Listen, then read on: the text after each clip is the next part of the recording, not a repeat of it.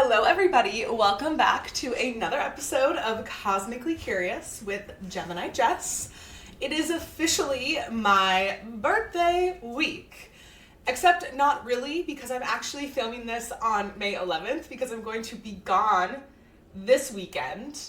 So I needed to make this video ahead of time. So I'm basically living in the future this week. But either way, when you watch this, it'll officially be my birthday week. I'll be turning 32 on May 22nd at 2:04 a.m. Yes, I have a night chart. In honor of my birthday on the 22nd, I thought I would look at my current transits for that day because there's a lot happening. And we'll dive into what's actually going to be happening this week in a moment, but the Sun and Uranus are going to be conjunct at 1 degree Gemini on my birthday, and I have a 0 degree Gemini Sun. So that's pretty exciting. Uranus is conjunct my Sun. I know I mentioned that in the last episode, but I'm just keeping an eye out, seeing how this all plays out. I am also coming out of my Venus return. Venus is in Cancer at 4 degrees, and my natal Venus is at 1 degree. Which is so fun. I just finished my Mars return with Mars being at 2 degrees Taurus on Friday the 22nd and my natal Mars being at 28 degrees. Chiron in Aries is still conjunct my Mars, so I'm feeling a little sensitive around my identity and who I am, where I'm trying to go, all that good stuff. And with that Uranus on my Sun there too, it is just shaking things up, but not really in a negative way. I know this is just a phase that I'm in, and I'm going to continue to move forward, do the things that I need to do the things that I want to do, and as always, the astrology is just simply going to play itself out. I do not over-identify with these transits, however, they inform me very well and very clearly as to the energetic frequencies and experiences that I am meant to be moving through during this time in my life. Along with that, my progressed moon is about to move from Sagittarius to Capricorn, which I am super excited about because the progressed moon is a 2.5, I think, year cycle. Two and a half year cycle? No. Yeah, 2.5 year cycle. And this really represents the flavor and the emotional experience and evolution that you're having. And so when it goes into Capricorn, I'm really curious to feel the shift here. Other than that, there might be some other transits happening, but those are the big ones that I wanted to point out. So the Sun-Uranus conjunction on my Sun, Mercury's about to hit my IC, Venus just finished her return, and so did Mars. It's really cool to think about because as I look towards my next 2 weeks, it feels so vitalizing and regenerative of my love for life because I'm going to my boyfriend's birthday dinner tonight. His birthday's on Wednesday. We have a lot planned for his birthday this week. Then we go to a local music festival where we're going to be surrounded by friends, good music, camping, and just a good old time. And then that next week, I'll go to dinner with my family for myself and my boyfriend's birthday. And then on my birthday, we have plans to go to dinner, go to Martin Garrix's. And so it's just these 2 or 3 weeks of really beautiful, happy experiences. Now, who knows? I'm talking into the future here, so we never know what's going to happen, but that to me is right on brand with this Venus return happening and my Mars return coming to a completion right around my birthday. I think that's really celebratory and really representative of starting a new year fresh. So with that said, we'll go ahead and get into the astrology of this week for May 11th. Oh my gosh. Like I said, I'm living in the future and I've got a lot going on, but from May, oh my gosh, guys. From May 18th to May 24th. Last week, we had the weekend Taurus new moon. We had the Mercury cazimi and Mercury conjunct Uranus over the weekend as well. And I would like to think that you're starting this week on the 18th with a grounded set of intentions or a direction forward that you know that you want to take. whether that be with your finances, pursuing your passion, within your relationships, anything like that. But there is this sense of coming into the second half of May with new intentions, new insights, new ideas, and new perspectives that ideally feel really good and really supportive and really exciting as we move into basically end of spring and summertime. And we instantly have a pretty big energetic shift, well, multiple energetic shifts on Monday when Mars moves into Taurus out of Aries. We also have Venus moving into Cancer on Monday the 18th through June 13th. So that's about a month of that Venus in Cancer energy. And when we think about the Mars in Taurus transition from Aries, this is the last personal planet that is moving out of Aries. We still have Chiron here for a little bit and Saturn and Neptune for the foreseeable future. We're really continuing to exit out of the April intensity, and Mars and Taurus will be grounding us all summer long while we play with the Gemini energy. And this summer is going to be pretty intense with the Gemini energy, and we'll talk about that as it comes, but that Mars and Taurus is going to be something that we can continue to come back to ground us into this physical reality, to ground us into behaviors and things that are going to keep us feeling stable, safe, and secure, as the Gemini vibes will be aggressively shaking us up. Wait till July, I'm just gonna say it. So this is going to really shift our drive and our focus with Mars from igniting and starting new adventures, new passions, and that fiery go-getter vibe into the Taurus energy of thinking about how we're going to create Sammy. Hi, babies. Sammy wanted to come say hi. We're really shifting into this Taurus energy where it's more about the relationship to our body. Aries is about our physical body as well, but Taurus really takes it to that next level of like, how can we resource our body and take care of it? It's this idea that the Aries excitement and ideas and spark that we created in April, we now want to think about how we can create systems and structures to support that part of ourselves that we cultivated in April. Aries is very urgent. It needs to get things done in the moment. It's impulsive. And Taurus comes in to teach us about endurance, tangible outcomes. Slow and steady wins the race. We're not trying to rush here. I've been thinking a lot about what my current business mentor said to me recently, and it's very Mars and Taurus energy. If there's something in your life that you're passionate about, for example, my astrology business, I want to be doing this forever. Right? I want to be 65 talking into YouTube. I want to be 65 sharing my love for the stars with people. It's less about needing to have instant gratification with Mars and Taurus and really just thinking about how we can be consistent towards our goals throughout this summer, because summer does get really busy and there's a lot happening. And so it's less about getting it all done right away and just remembering to take those small, consistent steps every day, every week towards what you want in life. And then we have the Venus in Cancer here that is really going to be shifting the way that we are experiencing our relationships. We're going to have a focus here through the first half of June around safety and home. And I think this blends really well with Taurus because Taurus and Cancer are natural sextiles. I've talked about this before, and I love this energy because it's this idea of our home, our safety, our comforts, the things that make us feel really good and nourished, whether that's food or something in a relationship that you may need to ask for. The relationships in our life will be more focused on creating emotional safety. In Venus and Gemini, we were learning how to communicate our needs, but now it's about going beyond that and tapping into what's going to make us feel emotionally safe, safe enough to emotionally open up with the people in our life.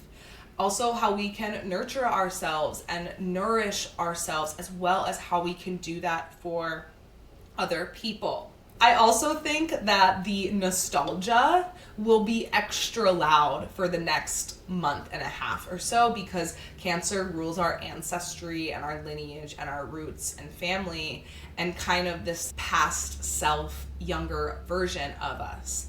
And so I think, the nostalgia is going to be loud.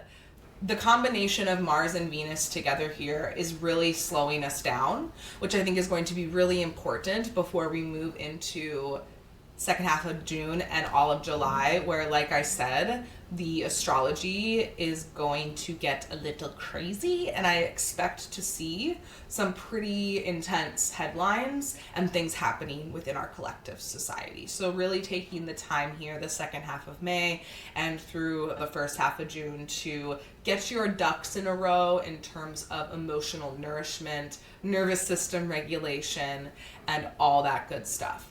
I also did mention that with the new moon from last week in Taurus, y'all better be spring cleaning. Don't ignore that. Do it. Get rid of the books, like I said last week. Clean up your apartment. Clean up your house. Anything that's going to make you feel a little bit lighter as we move into summertime. On Tuesday the 19th, we are going to have Venus in Cancer, sextile Mars in Taurus. So that once again is bringing up the energy that I was just speaking about here. For this sextile on Tuesday night, I literally wrote sexy night, sexy conversations, loving and sensual moments with those you love. Great night to stay at home and cook a yummy meal, take a bath, and ideally be with your lover. Venus is relationships and love, and Mars is our sexual desire. So I feel like when Venus and Mars come together, it's like, ooh, let's get sensual, let's get slow. And so I will leave it at that, and you do with that what you will. We also have Mercury coming into square the nodes and trine Pluto on Tuesday. So this adds a little bit of heaviness to the week, but not necessarily negative. It's this idea of this crossroads in our life, similar to what we experienced when Venus squared the nodes last month. But now it's about narratives and perspectives and our curiosity, how we learn, and transformation through conversation. It's this idea about how our emotional world and our need for control of our emotional state and how we protect ourselves and our emotions, how these parts of us are forming our thoughts and the perspective that we have on the world, and how we can allow that to evolve and change while still loving ourselves, resourcing ourselves, and being able to open up to new perspectives and new ways of communicating and viewing the world. That was a mouthful, but I wrote that down through a voice memo right before I started this episode, and so I wanted to just drop that. It's about this shift in our narratives, in the stories that we tell ourselves, and where we are actually holding ourselves back from experiencing deeper learning and wisdom and connection with others. Because the square to the nodes is a little tense, and that's that crossroads, but the trine to Pluto is like, hey, I'm doing this to help you transform and evolve into a newer, more open and expressive version of yourself, which I think is really great. So it may feel a little bit heavy. Some things may come up early this week, but ultimately, if you do the work and look at it and don't run away and be curious, right, through journaling or something, it can really help to shift your perspective. And there might be some conversations that are had this week that could feel a little sticky, but I feel like it's more about your experience of the conversation and what you believe or think to be true versus what is actually true. It's the idea that our understanding and experience and feeling of something may actually be very different to what is actually happening in the reality. We all filter reality through our own eyes and our own processing. So yeah, really thinking about conversations you're having, what you think to be true versus what is actually true. The idea that there are two sides to every single story, if not more. So just remember that this week if any sort of conversations come up. Wednesday and Thursday through Friday, it's like a dead zone. And I mean dead zone as in we have an all-day void moon in Cancer on Wednesday, and then we have a long-ass void moon all day Thursday and all day Friday, basically, when the moon is void in Leo. And void moons are the time between when the moon makes its last aspect to a planet before it shifts signs. And remember, the moon stays in a sign for 2.5 days. And so sometimes the void moons are 5 minutes, sometimes they're 2 hours, or sometimes they are over 24 hours. And when we have those void moons that are longer, if you want something to cancel during that time, schedule it for then. So truly, Wednesday, Thursday, Friday, I would not expect to get much done. I would really take that as a time to be at home, take some baths, be a little bit creative, color in your coloring book, and just let yourself simply exist and do what feels right in the moment. On Wednesday with the void moon in Cancer, home, cozy, slow nourishment.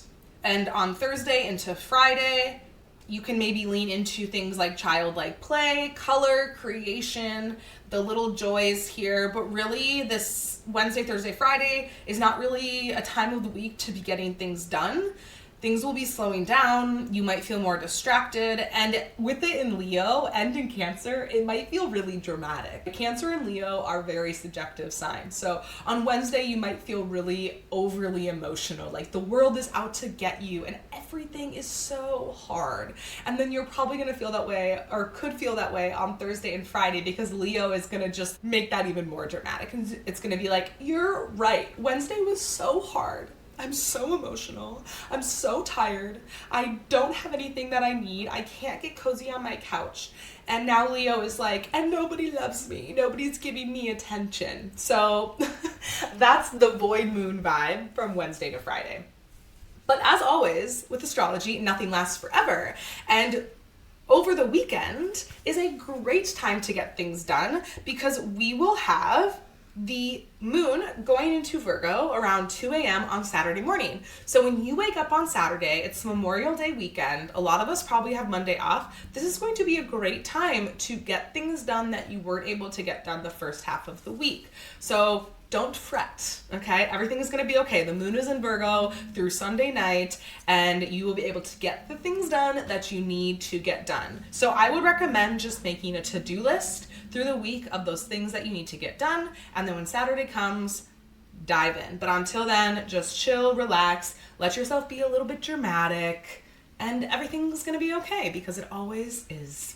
I will say that on Friday, Venus also does square up with Neptune, so this could potentially bring about some disconnect or confusion or discombobulation around relationships or conversations there. So I really think that there might be this feeling of disappointment potentially, whether in a relationship or with that void moon in Leo, the disappointment that maybe people aren't giving you the validation or the attention that you want, and not attention in a negative way, that nourishment from other people in your life.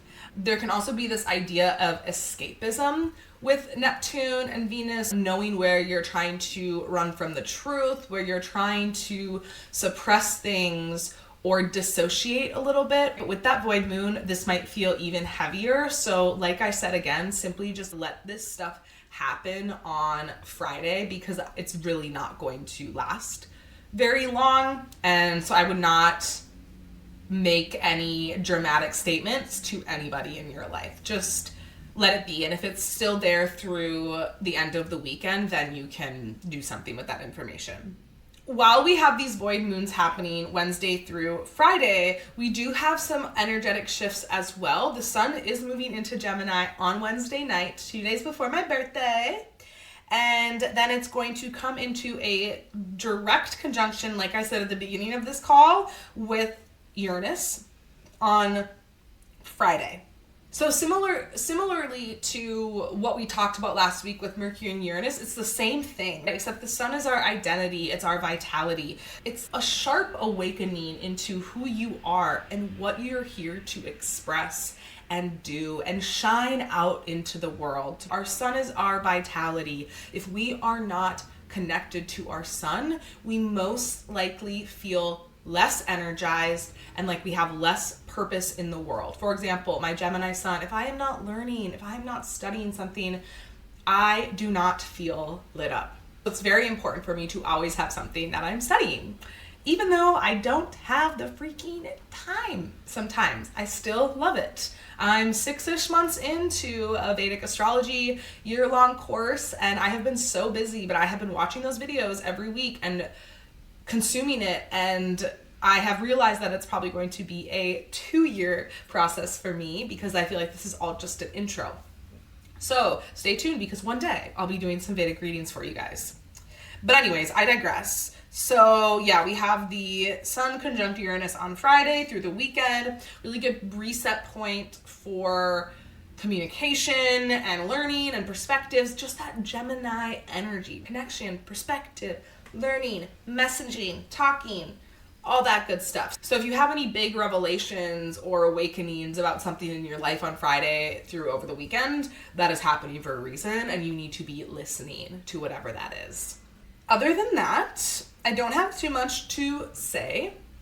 I think that is about it for the week.